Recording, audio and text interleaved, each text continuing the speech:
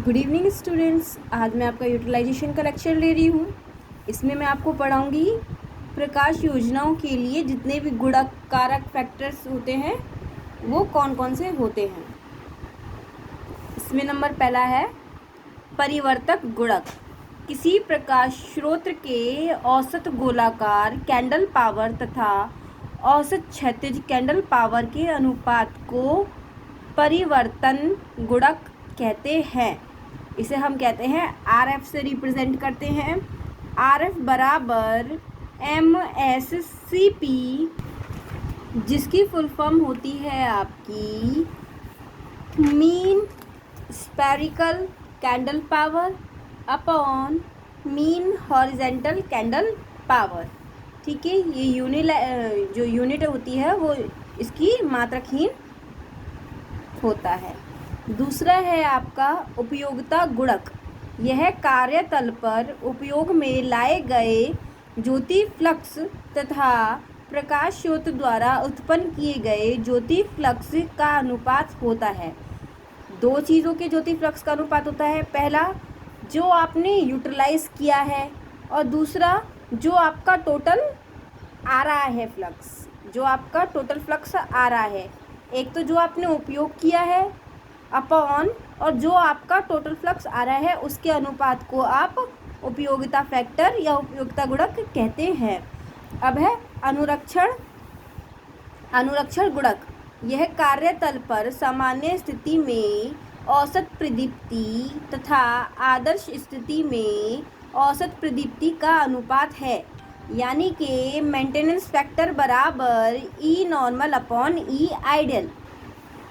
मतलब कि जो आपकी जो नॉर्मली यूज़ होता है, जैसे कि एक प्रैक्टिकली होता है और एक आपका आइडियल वैल्यू होती है।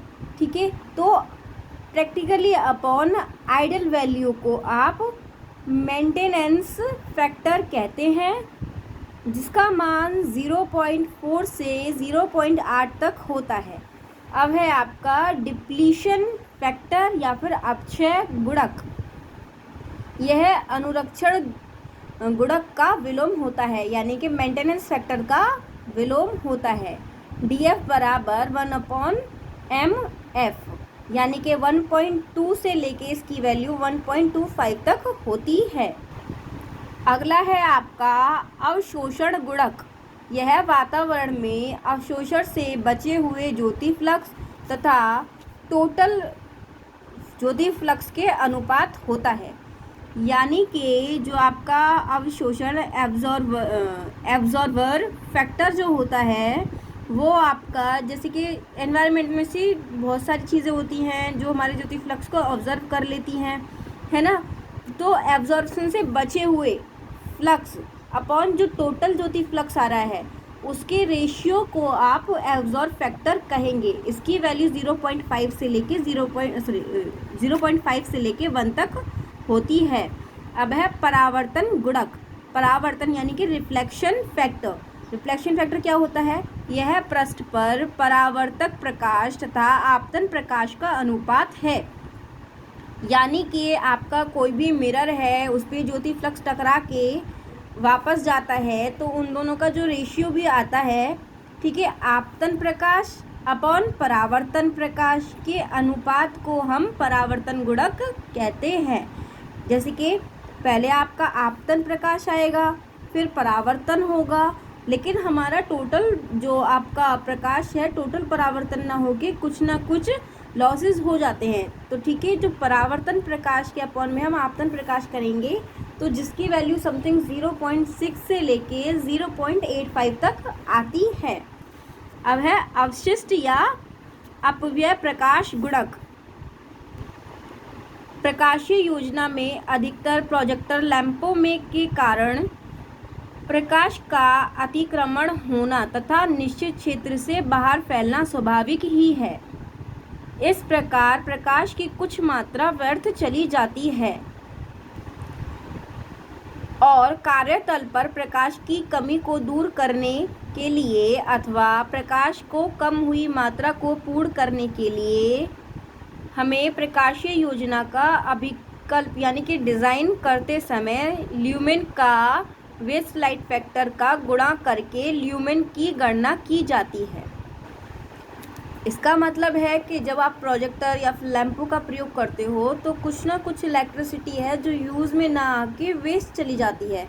जो ज्योति फ्लक्स होता है, जो प्रकाश होता है, वो वेस्ट चला जाता है। अब उसकी जो कमी है उसको पूरा करने के लिए हम जो लाइट डिज़ाइन होते हैं उनकी लाइट को डिज़ाइन करते हैं, एक प्रॉपर डिज़ाइनिंग करते हैं, ठीक है। और उसको डिज़ाइनिंग करने के लिए हम क्या करते हैं, वेस्ट लाइट फैक्टर की गुणा करते हैं। किसके अकॉर्डिंग? ल्यूमेन के अकॉर्डिंग।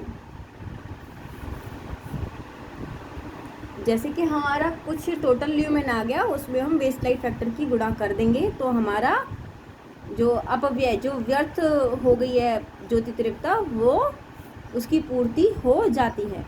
अब नेक्स्ट है किरणावली गुणक।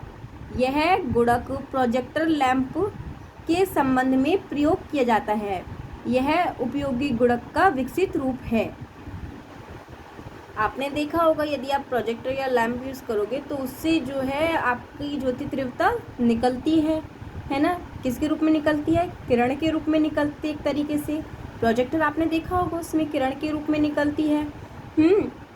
तो फिर हमारे जो किरण के रूप से निकलती है, यानी कि beam lumen upon lamp lumen को हम किरणावली गुणक कहते हैं। ऐसा क्यों होता है? जो आपकी बीम होती है वो आपने देखा होगा एक जगह फोकस रखती है और लैंप आपकी चारों तरफ फोकस रखती है, जिससे आपकी लैंप में जो है वो क्या होगा, वेस्टेज ज़्यादा होगा और बीम से आप एक जगह ही आप आकर्षित कर लेते हैं।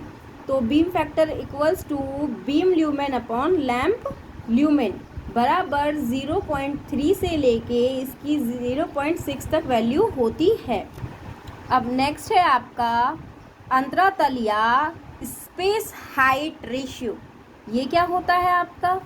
यह लैंपों की समीपवर्ती क्षेत्रीय दूरी तथा कार्यतल से आरोपण ऊंचाई का अनुपात होता है।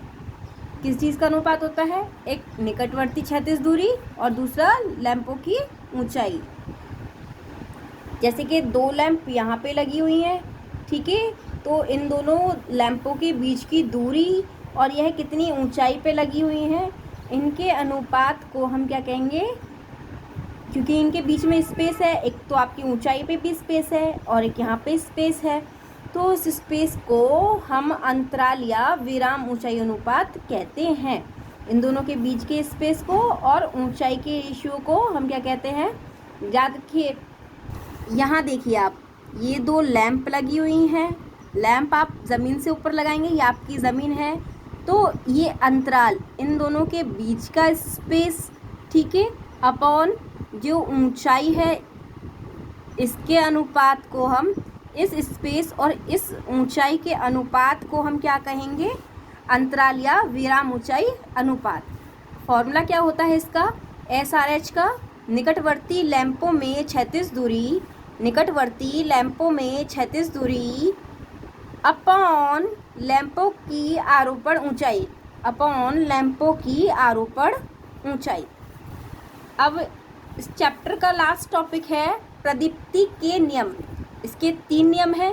पहले नियम के अनुसार जो आपकी प्रदीप्ति होती है, यानी कि ई जो होती है, वो ज्योति तीव्रता आई के डायरेक्टली प्रोपोर्शनल होती है।